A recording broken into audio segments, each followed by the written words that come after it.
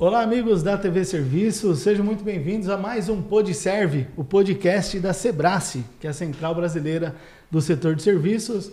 Eu sou José Carlos e tenho a honra de conduzir esse podcast junto com o nosso querido presidente, ilustre João Diniz. É um prazer, presidente. Seja muito bem-vindo. Obrigado. Ilustre não, ilustre é o nosso convidado, doutor Lanzana, economista de longa data, com grande experiência aí na FEComércio, na Fiesp, mas passado ainda, conhecendo todos os grandes artífices da nossa economia. É uma honra muito grande tê-lo aqui na Sebrace, doutor Lanzana. Oi, muito obrigado, a satisfação é toda minha, um prazer muito grande estar com vocês aqui, sempre discutindo questões atuais da nossa economia. É isso, presidente. Hoje, no episódio, vamos tratar de dois temas que afetam diretamente o setor produtivo, o setor de comércio e serviços no país. Um deles é o tarifaço de 50% que o governo americano impôs sobre o brasileiro. E o segundo tema, a reforma administrativa, que é um tema que ele nasceu na parceria entre FEComércio, Sebrace, CNC e demais entidades, né, e tem ganhado força. E acredito que com o fim do recesso, agora no próximo dia 4, ele retome com toda a força e tem muito debate nesse assunto, né, presidente? Então, para começar, o nosso convidado de honra, nosso professor, querido professor economista Antônio Lanzana, ele é assessor especial da FEComércio de São Paulo, economista e é um profundo conhecedor das dinâmicas do setor produtivo.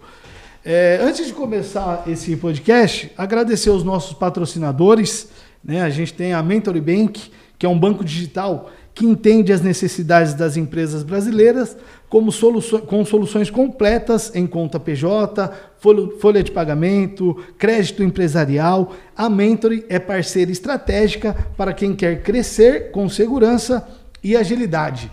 O nosso outro patrocinador é a Next Desenvolvimento de Serviços, tecnologia que transforma a gestão de serviços. A Next oferece soluções inovadoras para controle de acesso, gestão de equipes e processos operacionais, tudo com foco em eficiência e produtividade. São grandes parceiros. Aqui na descrição desse vídeo tem o link para você entrar em contato com eles. São parceiros de primeira hora aqui da Sebrace e têm feito um trabalho muito bonito, né, presidente? Sim, com certeza. A Sebrace agradece muito o Banco Mentory e a Next. Um abraço aí para o Henrique, para o Marcelo, por acreditar na Sebrace. É isso aí. Professor, gostaríamos que o senhor começasse com sua análise sobre o que motivou esse tarifaço, o que está por trás dessa decisão dos Estados Unidos, né, e como isso vai impactar no setor de comércio e serviços. Bem, eu acho que vamos olhar um pouquinho desde o primeiro anúncio em 9 de julho e esse anúncio mais recente do presidente Trump. Se a gente olhar dados econômicos, não há nenhuma justificativa para qualquer tipo de tarifa por uma razão muito simples. Nós temos déficit comercial com os Estados Unidos. Sim. Primeiro semestre, 1,7 bilhão de dólares de déficit. Se não é econômico, tem um quê político, né? Embora tenha o quê político, eu posso levantar algumas observações, a decisão impacta a área econômica. Não é justificar a decisão pela área econômica, mas a decisão afeta a área econômica. Eu acho que algumas mensagens políticas aí que o Trump emite. O primeiro é uma posição de contrário a governos de esquerda. Isso é uma posição generalizada dele na América Latina. Um segundo ponto são as decisões que impactaram as Big Techs, que são empresas que deram muito suporte à campanha dele. E um terceiro ponto é, olha, quem se aproximar muito da China pode ter algum problema conosco. Acho que essas são as mensagens. Agora, ele usa a argumentação política para tomar decisão de tarifária que impacta efetivamente a situação econômica do Brasil. Quando ele liberou aquela lista de exceções, aquilo ajudou um pouco, vamos dizer assim, aliviou um pouco, diminuiu um pouco a gravidade da questão. Mas essa lista de exceções, ele definiu olhando o interesse do consumidor americano e não os interesses do Brasil. Na realidade, ele está impondo condições sobre o Brasil. O que a gente pode concluir sobre isso? Se nós fizermos uma análise direta, nós vamos ter prejuízo em algumas áreas do setor agro e vamos ter alguns prejuízos na área industrial.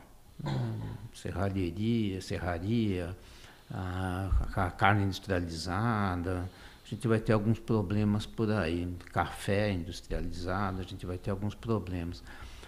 Agora, se você olha mais ou menos, o número não é muito preciso, mais ou menos 45% das nossas exportações passaram a ser isentas, eu acho que o impacto final sobre a economia ela é um pouco mais limitado. Eu colocaria alguma coisa entre 0,4% e 0,8% nos próximos 12 meses. Tá? Agora, embora o impacto seja maior ligado à agropecuária e à indústria de transformação, é evidente que afeta o setor serviços, o setor comércio, porque nós vamos ter uma redução do nosso fluxo de exportação, vamos ter uma redução dos nossos transportes, vamos ter uma redução de consumo no comércio, porque várias dessas empresas vão demitir funcionários. Nós já estamos com um problema grave no setor de mangas, né, que é hora de colheita, e os empresários já estão sinalizando com demissão. Então, a gente tem sempre aí um impacto, que embora na ponta seja mais industrial, você tem um efeito multiplicador sobre a economia que pega serviços e pega comércio também. Tá? Então, acho que acho que um outro ponto importante que ainda...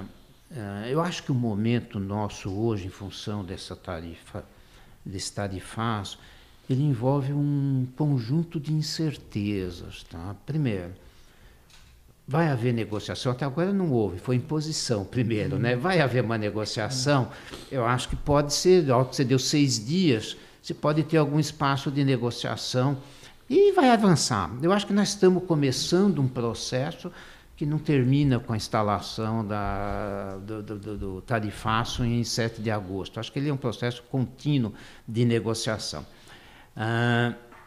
Outro ponto, por que gera um pouco de incerteza?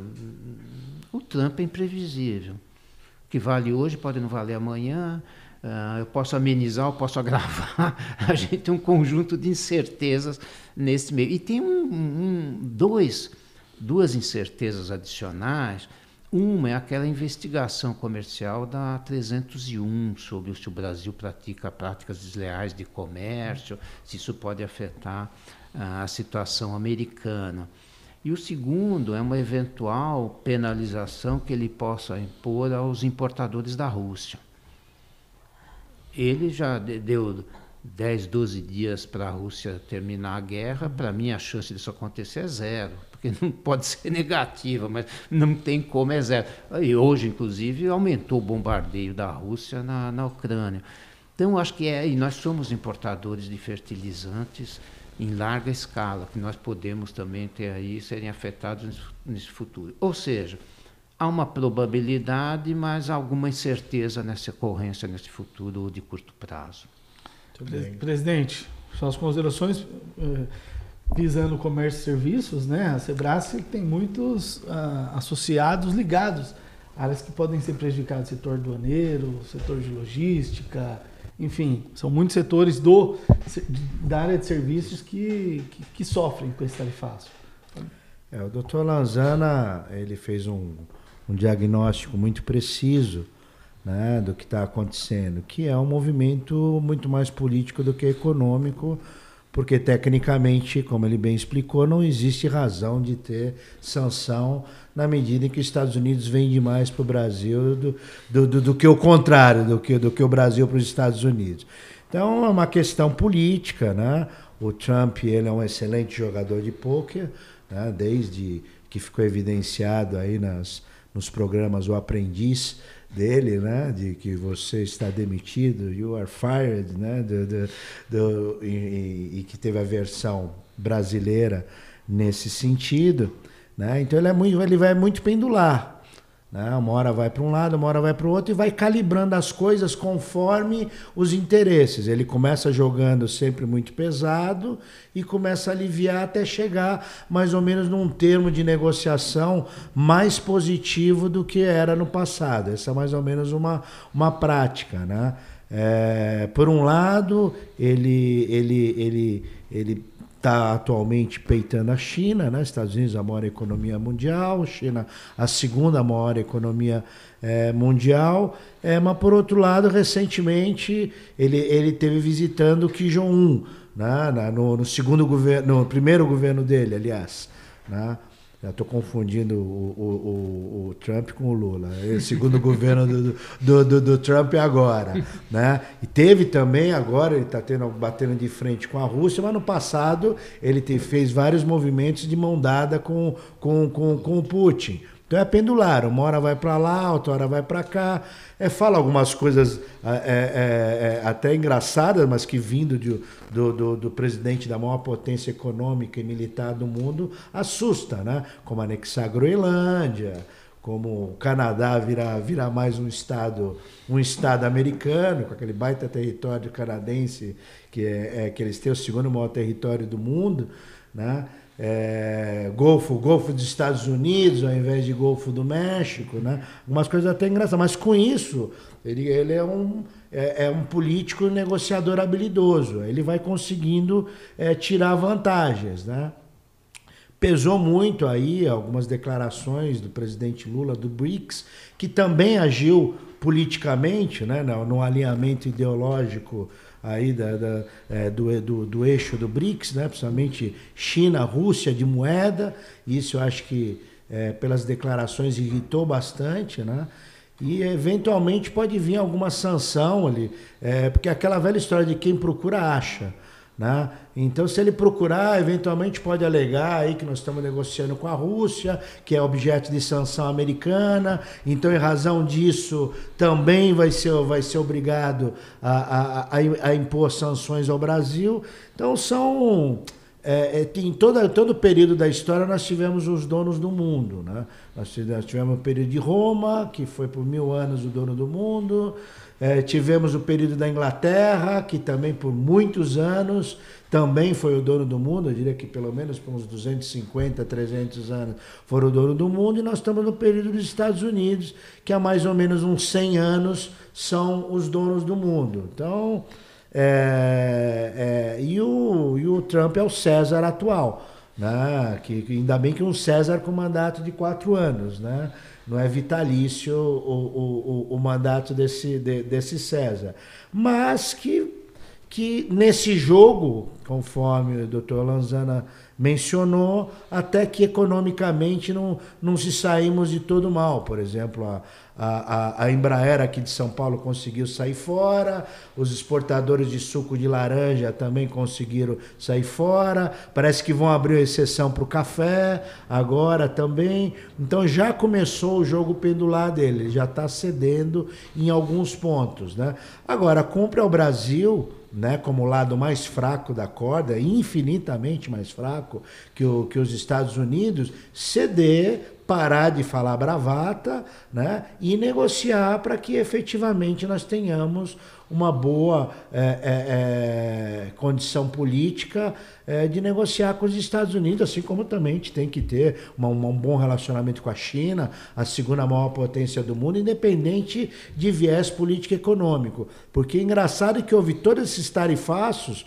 mas a China e a Índia correram para acertar as tarifas com os Estados Unidos, né? Eles acho que têm mais juízo, são muito mais fortes que a gente, principalmente a China, a segunda maior economia do mundo, mas se preocupou e acertou as pontas com os Estados Unidos. E o Brasil não pode, se a China está indo se acertar com os Estados Unidos, por que o Brasil vai querer levantar... quem poderia realmente peitar econômica e militarmente o americano não está fazendo isso? Por que o Brasil? Aonde está o Brasil está respaldado aonde para ter? Que cacife que nós temos para isso, entendeu? Então, infelizmente, é a teoria do quem pode mais chora menos. Eles podem mais, então, muito mais, aliás, e choram muito menos que a gente, entendeu?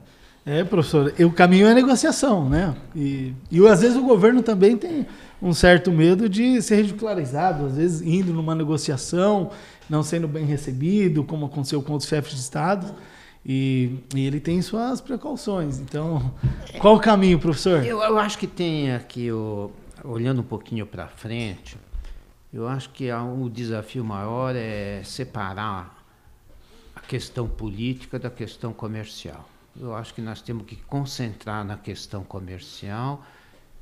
O que você falou? É negociar, negociar, negociar. E a experiência que nós temos de outros países que negociaram, há a possibilidade de obter ganhos adicionais, há a possibilidade de ampliar essa lista de exceções. O México ganhou 90 dias, né? Agora, nós não vamos voltar a ter as condições que nós tínhamos anteriormente. E nós e nenhum país do mundo.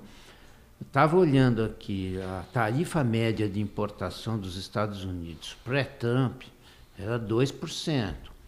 Pós-Trump, tem muita negociação pela frente, mas a estimativa é que é de 20% para cima. Quer dizer, praticamente 10 vezes. E isso vai ser um mercado mais restrito do que a gente teve.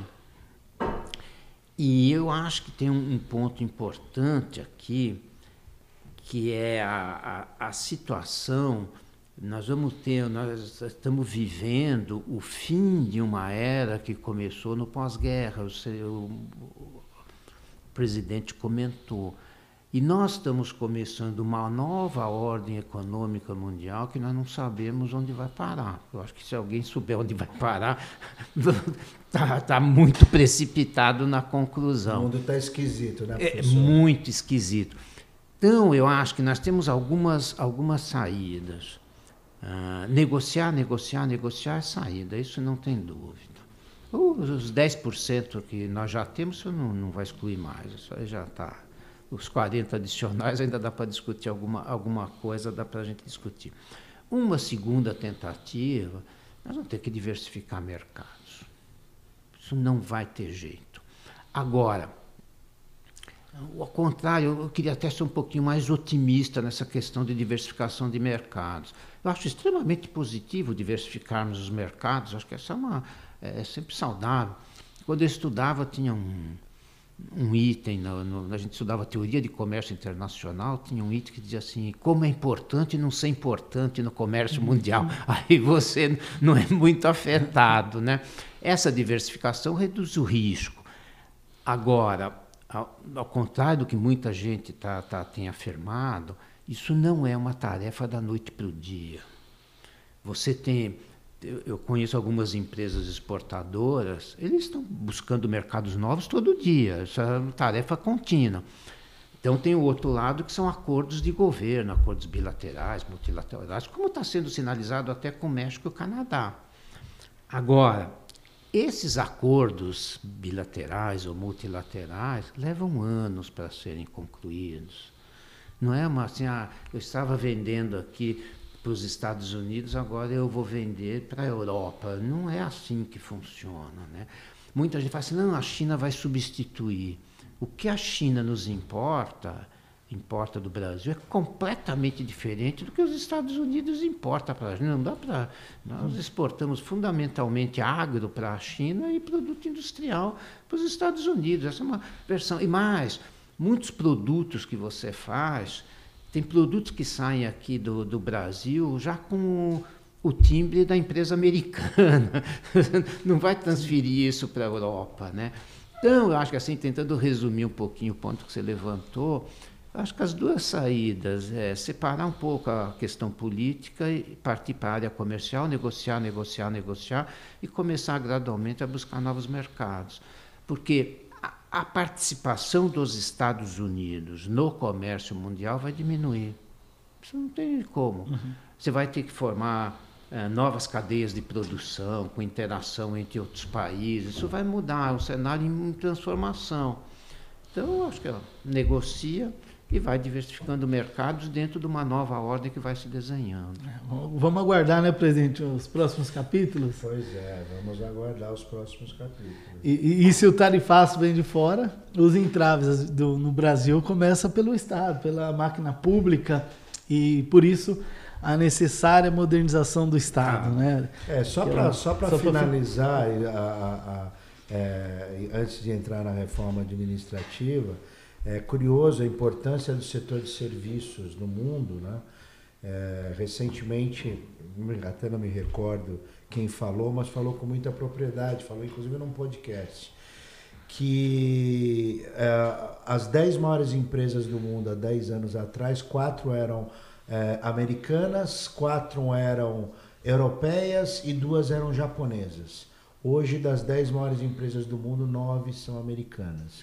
E todas do setor de serviço, que são as Oracle, os Google, as Meta, tudo nesse sentido, vendendo serviços que todos usam e consomem cada vez mais, mas todas dessas 10, 9 são americanas, para ver a importância dos Estados Unidos e a importância do setor de serviço nessa mudança rápida desse mundo esquisito que está virando nos últimos 10 anos. Pois não, Zé? Não, maravilhoso, né, professor? Deixa eu complementar só uma observação do presidente. Se a gente olhar, pouca gente sabe disso, porque a gente que olha esses dados com frequência, quase 70% da economia brasileira é setor serviço. 68 uns quebrados, praticamente 70%. E se você fizer um retrospecto, vem crescendo essa participação há anos, décadas. Isso não é só no Brasil, é no mundo todo. Então, eu acho que o setor serviços é fundamental, é o que dá a dinâmica da economia, é o que pesa maior no PIB, é o que mais cria empregos, setor serviços. E essa tendência, como o presidente destacou, as maiores empresas vão ficar no setor serviços mesmo, porque é uma dinâmica própria. A gente usa um conceito em economia, elasticidade de renda, que a gente chama. A elasticidade de renda da demanda por serviços é muito maior do que a elasticidade de renda da demanda dos outros setores. Por isso o setor vai crescendo mais rapidamente, né? Por isso da importância do sistema FEComércio, CNC, que é comércio e serviços, né, dando cada vez mais importância para o setor de serviços, e a Sebrae nesse aprendizado junto com essas instituições aí que estão há muito tempo na parada, mas também batalhando bastante junto no setor de serviços. Essa organização do setor é muito importante, né? Tem sido fundamental em todas as reformas estruturais do país, né? Reforma trabalhista, reforma da terceirização, que foi uma bandeira que a Sebrae trabalhou lá atrás, reforma tributária também, teve muita atuação das entidades, e agora, nessa próxima reforma tão importante, que não é um projeto político apenas, é um clamor da sociedade produtiva. Né? E o senhor, como está muito ligado, é um estudioso desse tema, como que o senhor enxerga o sistema atual do serviço público, como que ele impacta no setor produtivo? Tá bom, vamos lá. Nós, na Federação do Comércio, já discutimos conjuntamente aqui com o Sebrae, né? A gente vem analisando a reforma administrativa há um bom tempo já, né? Da onde surgiu a ideia, que eu acho que é importante para contextualizar onde entra a reforma administrativa. Se a gente olhar o desenvolvimento do país, nós vamos dividir o país em 1980. Se olha para trás, eu tenho um número aqui, o Brasil cresceu de 50 a 80, 7,3% ao ano. Era o que mais crescia. E o mundo crescia a 4,5%, era a China do mundo. Até 80, aí acabou nossa festa. De 80 até 24, a gente que crescia 7,3% passou a crescer 2,1%. E o mundo passou a crescer 3,5%. Ou seja, desde 80 nós estamos ficando relativamente mais pobres do que o mundo. E é só um número curioso, assim, de onde acabou derivando a preocupação com a reforma administrativa. Se nós tivéssemos acompanhado o mundo desde 80, nosso PIB hoje seria 77% maior do que é. Acompanhado o mundo, não estou falando emergente. É o PIB da Alemanha, necessariamente é a terceira, quarta economia do mundo. É isso daí, 77%. Os lucros das empresas seriam 77% maior, a renda média 77%, nós temos 77% mais recursos para a área social. Tá? Agora, por que a gente perdeu a capacidade de crescer? Curiosamente, entre aspas, ocorreu uma expansão enorme do Estado brasileiro desde 80. Eu tenho alguns números aí. A carga tributária pré-80 era 25% do PIB, hoje é 34%. O gasto público era 25%, hoje é mais de 40%. O investimento público era 5,5% do PIB, hoje é 1,8%. A dívida pública era 27% do PIB, hoje é 76%. Então, tudo isso, esse crescimento do Estado, ele afetou, e aí é um ponto central da reforma administrativa, ele afetou a produtividade da economia brasileira. Comparando novamente os mesmos períodos, a produtividade no Brasil crescia 4% ao ano, 50, 80. 81 para cá, 0,6. Os últimos 10 anos, menos 0,3. Ou seja, nós perdemos muito a eficiência, muita produtividade, porque o setor mais ineficiente ganhou espaço no tamanho da economia brasileira, tá certo? Quando a gente olha a questão da reforma administrativa, o que a gente conclui assim, genericamente? O Brasil até que não emprega tanto funcionário público, é mais ou menos uma média mundial, mas gasta muito mais do que a média mundial com funcionalismo público. Um dado da RAIS mostra aqui o seguinte: salário médio no setor público é 250% maior que no setor privado. Você fala assim, pode ter diferença de composição. A CNI fez um estudo, falou assim, as mesmas ocupações. Setor privado e governo federal, salário médio no governo federal é 67% maior. No estado é 31% maior, no município é mais ou menos igual. Tá? Então, dentro desse contexto aí, o que a gente imagina? A questão central da reforma administrativa é olhar a eficiência, produtividade e justiça social. Acho que esses 3 pontos são fundamentais. Tá? Porque, obviamente, há uma insatisfação generalizada dos usuários com serviços públicos de saúde, educação, segurança pública, tudo que a gente possa imaginar. Né? E o que a gente olha? O Brasil não gasta pouco na área de educação, mas os resultados do PISA mostram um comportamento horrível da nossa participação nesses exemplos, nesses concursos. Né?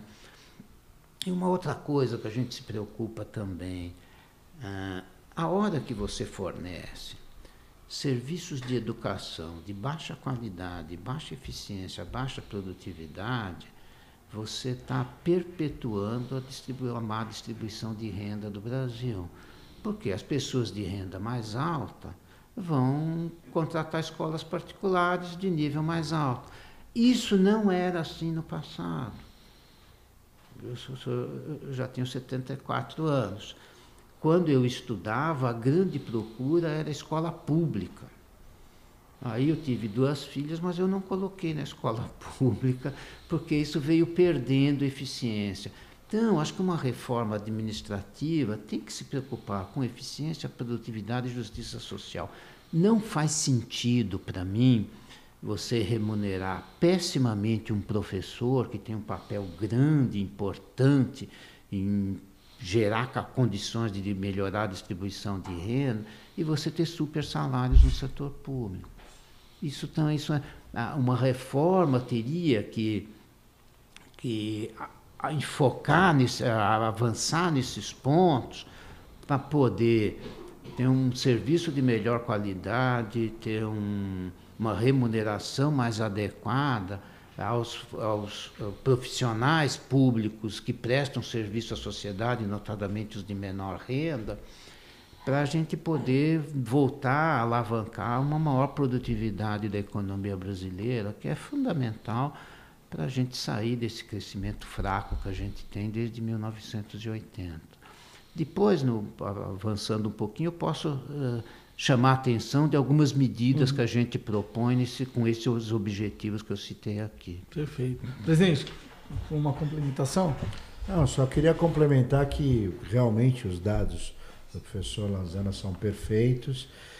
O Brasil foi a China do mundo entre 1930 e 1980, foi 50 anos de crescimento, e de lá para cá são os voos de galinha, né? Que o pessoal que voa e cai, a gente não consegue decolar exatamente em razão de um estado muito grande, né? Um estado paquidérmico. E eu acrescentaria, por exemplo, no funcionalismo público, realmente a gente tem um nível não muito grande de funcionalismo público que consome também numa média, mas numa média alta, né, de países de OCDE bem acima da gente, mas o principal problema do funcionalismo público são as distorções salariais. Tem certos grupos de funcionalismo público que são super funcionários públicos. E, além de tudo, os privilégios, né? Os auxílios paletó, vários auxílios indiretos que se criam normalmente internamente entre o próprio órgão, boa parte deles vindo do judiciário, infelizmente, e que por sua vez segue que foi outra coisa que aconteceu em 1980, principalmente com a Constituição, que valorizaram demais as carreiras jurídicas. Então, por isso que o Brasil, todo mundo quer ser advogado, né? Porque um vai atrás do outro, o juiz é a base, o Ministério Público vai atrás, as procuradorias vão atrás, as defensorias vão atrás. Então, é uma miríade de carreiras que acabam impactando negativamente, né? Outra coisa que eu destaco é o nível de satisfação com o funcionalismo público. Uma pesquisa da OCDE põe o Brasil na lanterna no nível de satisfação dos serviços. A média da OCDE, salvo engano, são 68% de satisfação.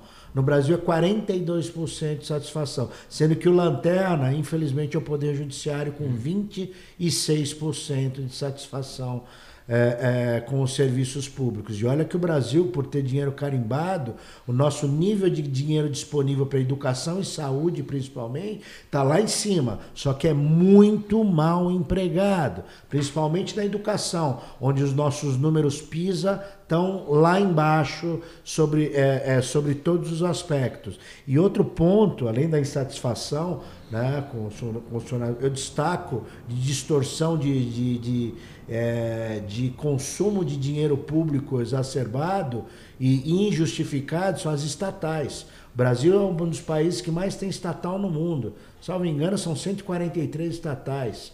Estados Unidos acho que tem 18 estatais, é um número assim gritante. E estatais de coisas que a gente sabe que o privado faz muito melhor e que não justifica o Estado controlar aquelas empresas estatais que existem para atender feudos políticos que interessa para aquele grupo, aquele determinado partido que tem conselheiros de estatais, que também distorção, conselheiros ganhando 80, 100, 150 mil reais como conselheiros dessa estatal. Então, estruturas assim injustificáveis. As privatizações que houveram, que começaram incentivaram com o Fernando Henrique, têm que ser cada vez mais aproveitadas, porque aonde o privado põe a mão, ele é muito mais produtivo do que o público. Isso em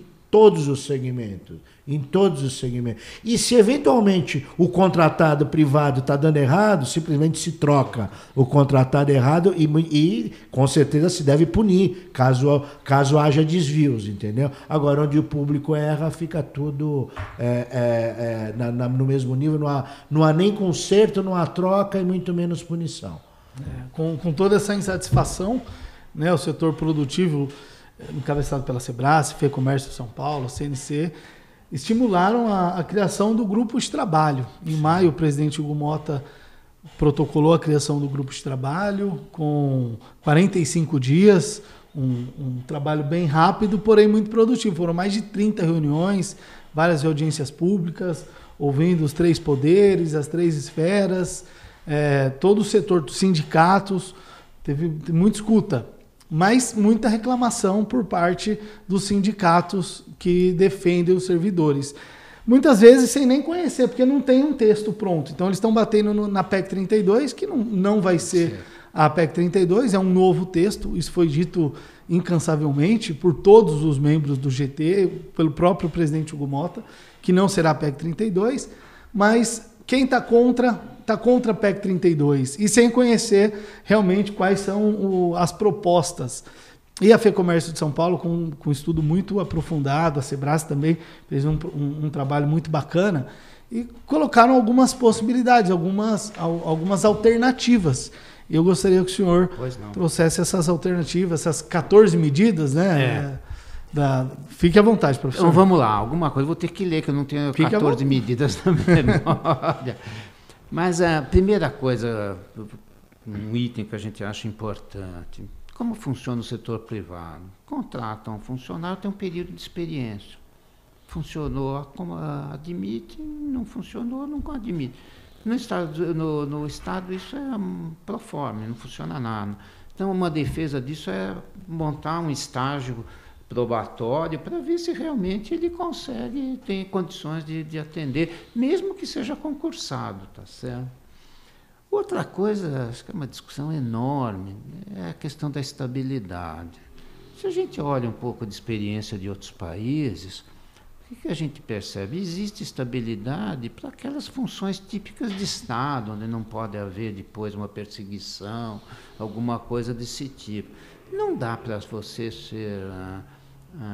ter estendido a todo o funcionalismo público a estabilidade. A gente tem um número aqui. Um servidor público fica, em média, 59 anos no setor público.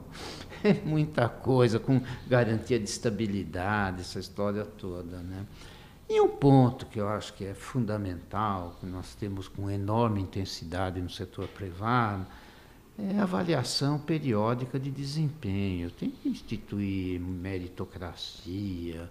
A gente tem aqui até no Brasil algumas experiências interessantes na área de educação em Sobral. Sobral tinha uma péssima classificação no INDEB e depois foi subindo e foi todo mundo lá olhar o que está acontecendo, é meritocracia para avaliar professor, uma parte do resultado dos municípios na cota parte do ICMS leva em conta o desempenho dos alunos nas escolas municipais. Então, a introdução de meritocracia daria um upgrade importante no setor público, né? No funcionamento do setor público, né? E se não tem desempenho, dispensa. Fazer o quê? Eu acho que esse processo. É constitucional isso, inclusive. É claro que isso pode ter discussão jurídica, mas na pior das hipóteses fica valendo para os novos funcionários, não tem problema nenhum, né? Outra coisa, eu fui muito tempo professor da USP e também assisti a isso daqui. Você progride na carreira não é pelo seu desempenho, mas é pelos anos que você está trabalhando. Quer dizer, isso é pelo que incentivo você tem para ser produtivo, quinquênios, decênios, tem tudo. E que incentivo você tem para ir na carreira se você não tenha progressão por mérito, mas você tem progressão por anos de permanência no cargo. Eu fico aqui, sento aqui, eu vou ser promovido automaticamente, tá? Então, eu acho que isso precisaria mudar, precisaríamos pensar um pouquinho em avaliações anuais ou bianuais, que isso poderia... E essa medida, inclusive, se beneficiaria largamente os bons funcionários públicos. Porque eu não estou aqui... Acho que isso nós enfatizamos ao longo de todas as discussões lá em Brasília, que nós tivemos juntos, né? Todo funcionalismo público é incompetente. Não é isso. Tem bons funcionários públicos, tem funcionários produtivos. Vamos incentivar essa produtividade com critérios de avaliação, se transformando em remuneração em função do desempenho, né? Outra coisa que a gente percebe... funcionário público entra no setor público hoje, com salário acima do setor privado. Em 10 anos ele já atingiu o máximo da carreira dele, por tempo de serviço.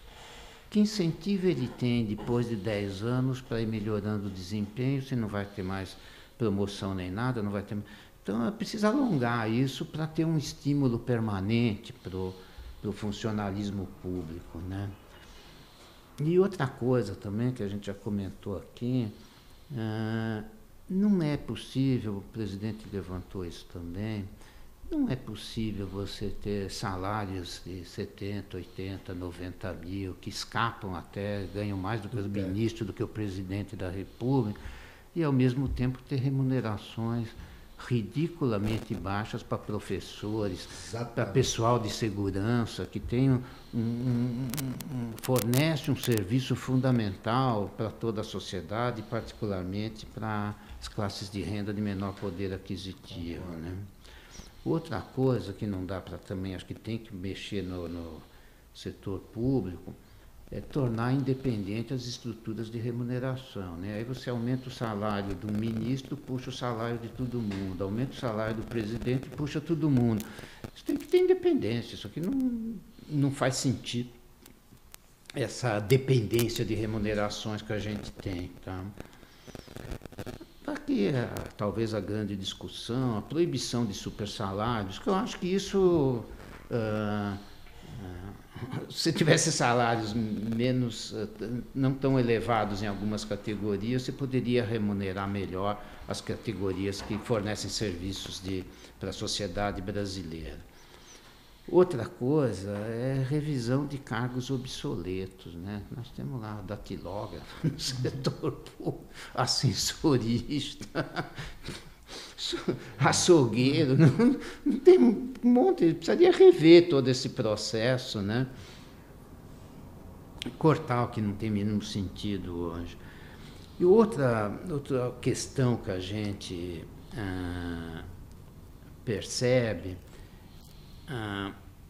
conversando com pessoas que trabalharam em governo, você tem a economia dinâmica, a tecnologia muda tudo muito frequentemente, aí você identifica funcionários ociosos num ministério, numa entidade pública. Vamos trazer para outra entidade onde está faltando gente. Não pode, porque essa estrutura de cargos aqui é diferente da estrutura de cargos de lá. Precisa homogeneizar isso, flexibilizar, isso você também maximiza a alocação de funcionários no setor público, tá certo? Outra coisa que nós achamos importante também, tem algumas experiências bem-sucedidas aqui em São Paulo, é contratualizar, aproveitar o setor privado para a prestação de serviços públicos. Nós temos hospitais aqui que são geridos, municipais que são geridos pelo Einstein. São municipais, estaduais. O Sírio, Santa Catarina. Sim, então, vamos aprofundar isso. Como o presidente destacou muito bem, o setor privado é muito mais produtivo do que o setor público, tá certo?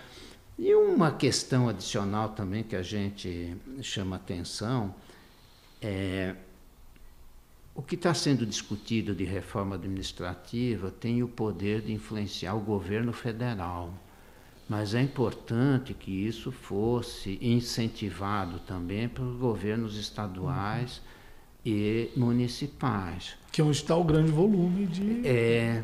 que deve estar o grande volume. Então, quer dizer, a reforma teria que criar também mecanismos para induzir essa extensão da reforma para estados e municípios. A União não pode impor essa reforma, mas incentivar ela pode. Acho que esses eram, assim, em linhas gerais, o que a gente tem defendido. Apresentamos ao Pedro Paulo, entreguei pessoalmente para ele, e ele depois comunicou que era um ponto de partida muito interessante. Acho que a gente contribuiu um pouco conjuntamente aqui com os itens que estão sendo discutidos na reforma administrativa. São bons itens, né, presidente? E isso mostra que quem está criticando é que não conhece, não está entendendo e não quer participar do debate, né? Só é oposição por ser oposição. Não, ninguém aqui é contra funcionário público, pelo contrário, funcionários públicos são indispensáveis ao funcionamento do país, né? A gente quer adequar para que efetivamente dentro do próprio funcionalismo público não ocorram os principais problemas que tem, que são as distorções. um grupo privilegiado ganhando muito e a maioria, de uma maneira geral, ganhando pouco, né? Conforme o professor Lanzana mencionou, o caso dos professores, né? Que no Japão os professores são reverenciados. Em todo mundo civilizado os professores são reverenciados. E tá certo, não tem como. O ensino é a base.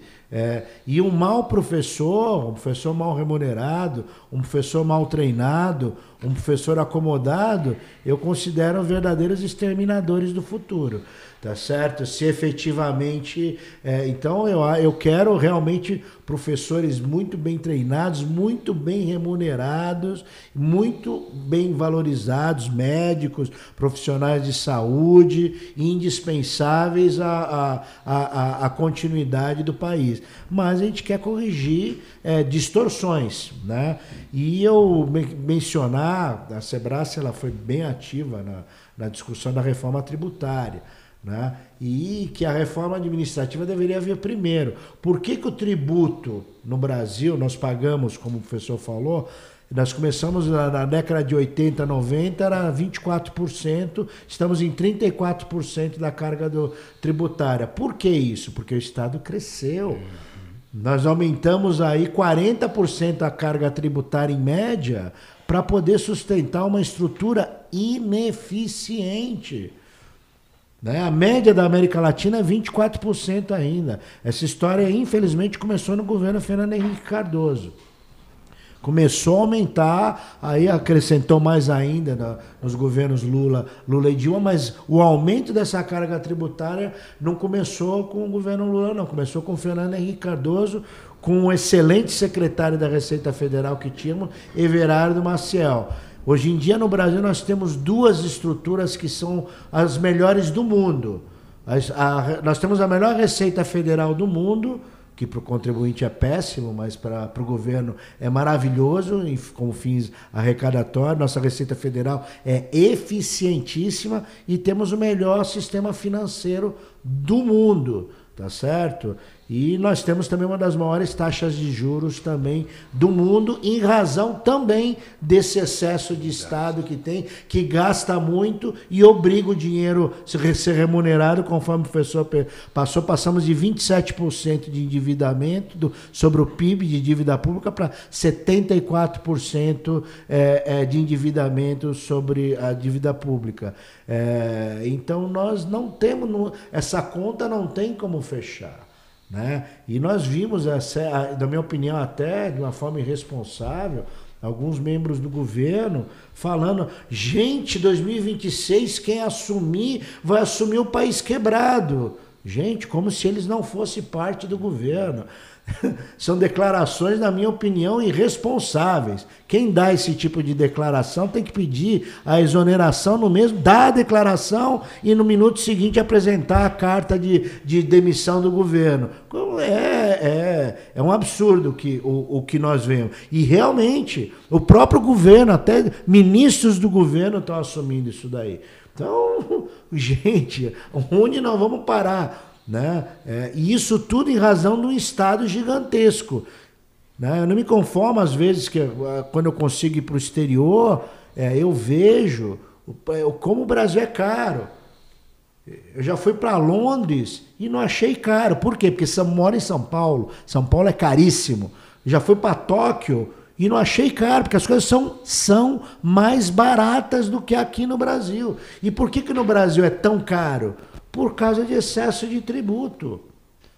O Brasil eu acho que é um país do mundo que maior tem potencial turístico no mundo, que é uma das indústrias mais lucrativas, que mais emprega, que tem um fator social importantíssimo de empregabilidade, de arrecadação. E por que o Brasil não vira no setor de turismo? Por dois motivos: insegurança e que é muito caro. O gringo não vem para o Brasil porque o Brasil é muito caro. É extremamente caro. É um país que tem praias maravilhosas, montanhas, só não tem neve, né, para explorar. Mas de resto, acho que tirando o turismo de neve, acho que o Brasil tem tudo. Todo turismo ecológico, turismo de animal, turismo de praia, turismo de montanha, até vinho nós estamos produzindo vinhos maravilhosos. O problema do vinho, você vai comprar um vinho, o vinho brasileiro é maravilhoso, mas o italiano é mais barato. Como pode um negócio desse? O negócio vem de lá da Itália e custa mais barato que no Brasil. O vinho português é mais barato que o brasileiro. O vinho argentino, então, nem se fala. Muito mais barato que o vinho brasileiro. Mas por quê? Porque o nosso produtor de vinho é ganancioso? Não, porque ele paga muito imposto em cima daquilo. Esse é um exemplo. E assim vai N outros exemplos, né? Então, a reforma administrativa é importante para que o Estado seja menor e para que o resto das pessoas, o resto do contribuinte que não se beneficia, que é o que paga a conta, deixe de pagar a conta. Por que o governo, o pessoal gosta de ir para os Estados Unidos? Porque lá as coisas são, além de ser um país belo, bonito, mas as coisas são baratas lá. O trabalhador americano tem um alto poder de consumo, por isso que todo mundo quer trabalhar nos Estados Unidos. É um país que infinitamente menos regulamentado que o Brasil, mas que todo mundo quer ir para lá. Por quê? Porque se vive melhor, com aquele mesmo salário, naquela mesma função, você consome 10 vezes mais do que o trabalhador brasileiro. Então é simples. Mas por quê? Porque a carga tributária americana é infinitamente menor que a brasileira. Será que tem alguma coisa errada? O Brasil, eu costumo brincar que o Brasil está sempre atrás da quadratura da roda, né? Deu certo nos Estados Unidos? Não. Estados Unidos é os Estados Unidos, o Brasil é o Brasil. Deu certo no Japão? Não. Vamos fazer aqui o jeito brasileiro. Por que o oriental dá certo? A China, na década de 80, não era nada perto do Brasil. A Índia, muito menos. Hoje em dia, são muito maiores do que o Brasil. Porque o chinês e o indiano copiou o que estava dando certo, investiu corretamente em educação e fez melhor. Melhor e mais barato do que os outros. O Brasil, não vamos copiar, não. Não vamos, tá dando certo, não estão. Por isso a gente fica que nem um soldado que marcha no lugar, que fica marchando no lugar, não sai do lugar, e todo mundo acha lindo. O estilo brasileiro. Gente, lindo até quando, né? Os moradores de rua talvez falem o quanto é lindo o estilo de vida. As favelas, de repente, falam o quanto é lindo o estilo de vida brasileiro. É um estado que gasta muito e muito mal, infelizmente. E, professor, e uma das propostas, das sugestões, porque a reforma administrativa não é ajuste fiscal, mas ela, com o passar do tempo, ela vai trazer diminuição no gasto. E uma das propostas é flexibilizar a contratação dos temporários, né, a terceirização. Só que é um ponto muito criticado pelos sindicatos laborais, que defendem os servidores. Eles associam imediatamente a terceirização com a precarização. E o setor de serviços já provou que isso não é verdade, né? Que na reforma da terceirização foi um exemplo. O funcionário terceirizado não é pior do que o efetivo. Então, eu queria que o senhor colocasse um pouquinho da visão de vocês sobre esse tema tão polêmico e que os sindicatos têm se agarrado para defender não a reforma administrativa. Vamos lá. Sempre que se falou em terceirização, os sindicatos se posicionaram contra em qualquer circunstância. E a explicação é mais ou menos óbvia, né? Você terceiriza, você deixa de recolher para o sindicato, a receita deles cai. Então, acho que é uma reação esperada, tá certo? Agora, essa terceirização no Brasil, ela vinha caminhando e ela ganhou muito corpo com a reforma trabalhista do governo Temer. E o que a gente percebe, inclusive hoje, o que está acontecendo com a massa de rendimentos, independente do tipo de contratação? Está subindo. Quer dizer, está subindo muito mais do que está crescendo a economia. Certamente isso tem um impacto aí de terceirização. Quando a gente olha o setor privado, isso poderia ser extensivo ao setor público, a reforma, a terceirização é uma forma eficiente de aumentar a produtividade e se adaptando às condições de mudanças impostas por tecnologia, inteligência artificial, tudo que vem aqui dentro.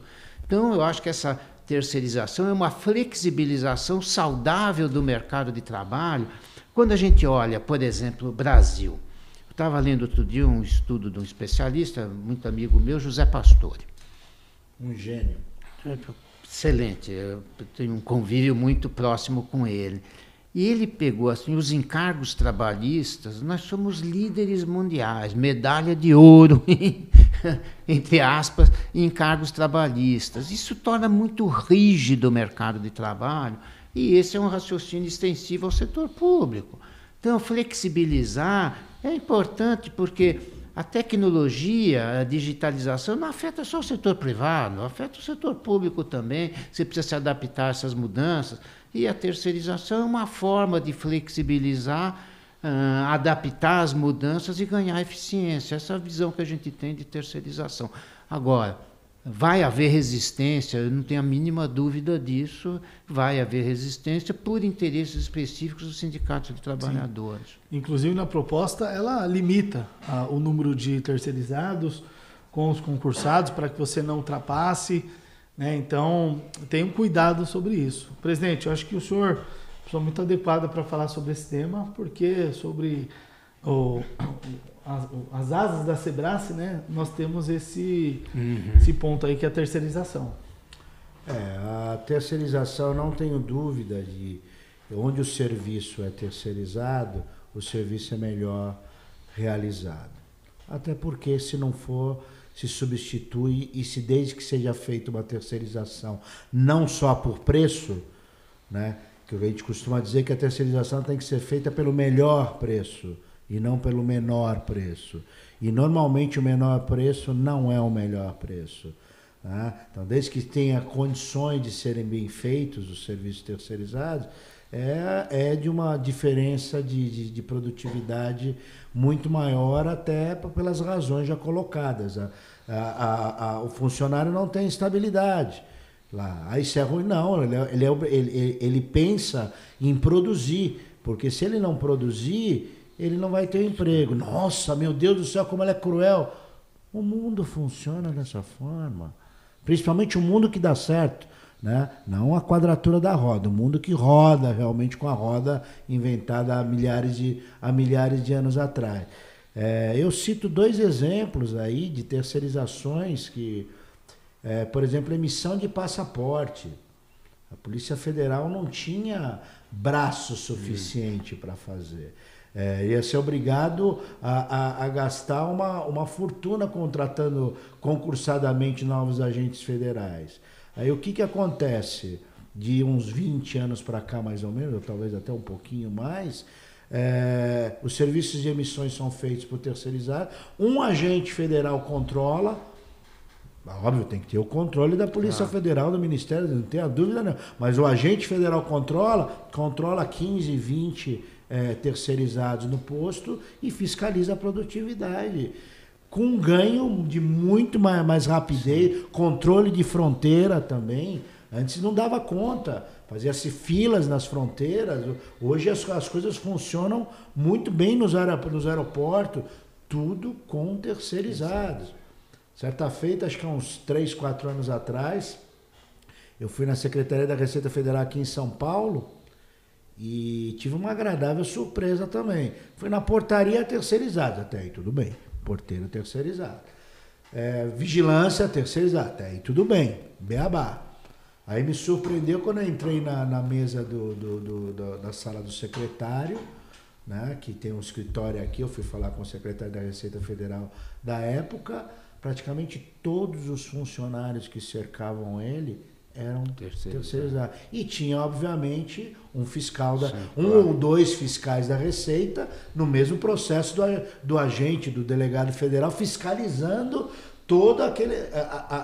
entendeu? E com uma eficiência, com certeza, muito maior. Né? Então, o professor, ele explicou muito bem. O interesse é meramente político sindical, de perda de arrecadação. Porque produtividade é como as parcerias públicos-privadas que estão dando certo aqui em São Paulo, no caso dos hospitais, agora estão fazendo também parcerias no caso das escolas também, entendeu? Na parte que não é atividade realmente própria da função do professor concursado. Mas o resto do quadro auxiliar, por que vai ser concursado? Se é mais barato e mais produtivo o terceirizado. E efetivamente o presidente Temer fez um gol de placa.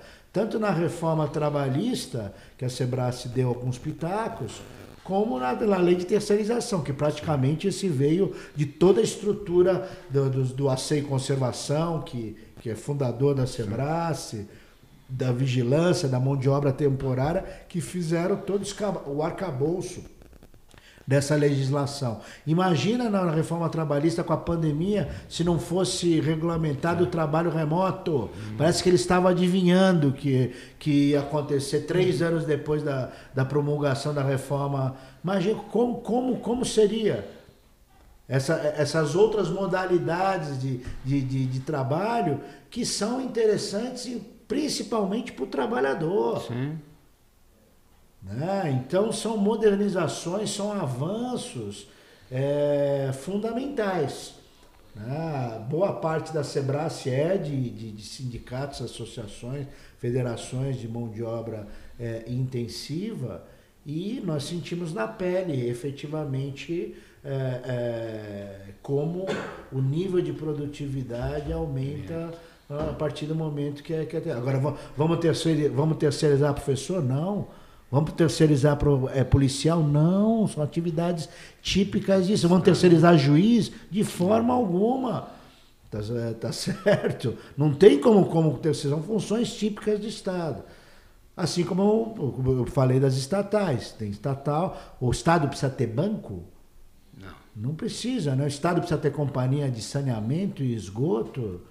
Não, o Estado precisa ter construtor, o Estado precisa ter companhia aérea, sabe? Não tem cabimento um negócio. O Estado precisa ter mineradora, né? A Vale do Rio Doce começou a produzir muito mais depois que foi privatizada.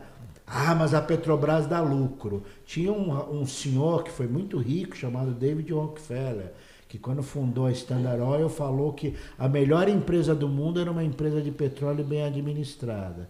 E a segunda melhor empresa do mundo era uma empresa de petróleo mal administrada. Ou seja, não tem como dar prejuízo. O negócio é tão bom que não tem... A diferença é só, vai dar 1 trilhão de lucro ou vai dar 100 bilhões de lucro, entendeu? Essa é a diferença. Mas lucro não tem como. Por mais que o cara se esforce, ele não consegue, porque o negócio é muito bom. O negócio o petróleo é ouro negro, é melhor do que o ouro, o petróleo. E agora tem outras fontes renováveis de energia, do qual o Brasil é campeão. Mas tinha também outro senhor, esse brasileiro chamado Roberto Campos, dizendo que o Brasil não perde a oportunidade de perder uma oportunidade, entendeu? Então o Brasil está perdendo novamente uma janela de oportunidade. O Brasil tem vento de sobra, mar de sobra, sol de sobra, água de sobra, mas ainda estamos engatinhando, podíamos estar dando de 10-0 aí no que está acontecendo. Somos uma potência energética, o Brasil, mas estamos perdendo mais uma oportunidade. É isso, uma potência esse podcast, muita informação, muito conteúdo. Nós vamos seguindo para a reta final e gostaria das reflexões finais do senhor. Olha, eu vou fazer uma reflexão que abrange muito do que nós comentamos aqui dentro, né? Quando a gente fala em reforma administrativa, o ponto central é a eficiência, como o presidente destacou, nós estamos destacando aqui dentro. E eu queria trazer um dado aqui de mostrar a importância de eficiência num item fundamental para o país, que é a educação. As análises mais profundas de experiências de educação mostram o grande sucesso da experiência coreana, Coreia do Sul, com educação. E muitos brasileiros falam assim, não, porque a Coreia gastou, na época que fez o milagre da educação, gastou muito dinheiro. Eu resolvi fazer uma pesquisa junto ao FMI. Quanto a Coreia gastou, porcentagem do PIB, na época eles tinham um PIB parecido com o brasileiro da época, na década de 70, 80, eles gastavam menos de 3% do PIB em educação. Nós gastamos 5,6% do PIB. E se a gente voltar um pouquinho, nos anos 70, a renda per capita da Coreia era exatamente igual à do Brasil. Hoje é 150% maior.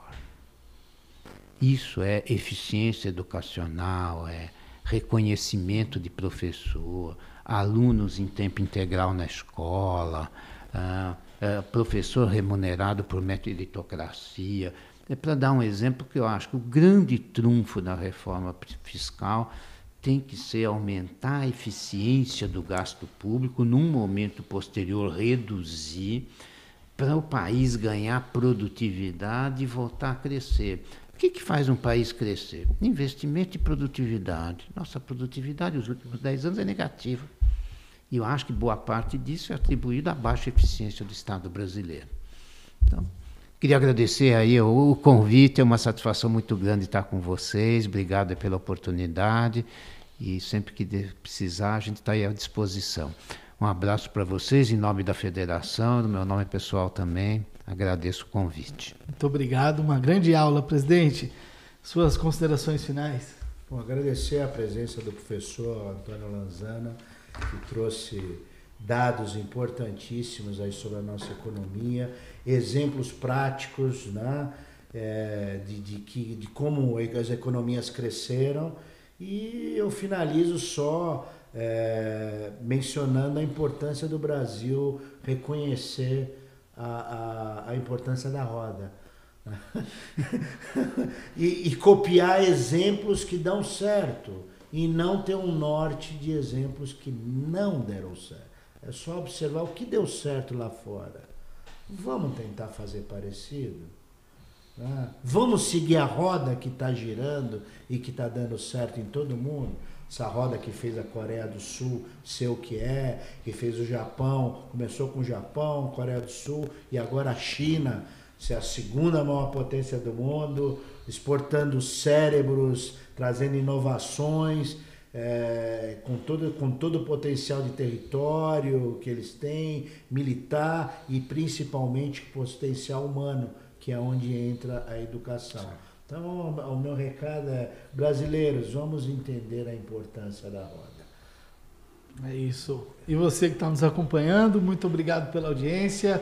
Compartilhe com os amigos esse episódio e fique atento aos próximos. Muito obrigado a todos e até o nosso próximo encontro. Obrigado.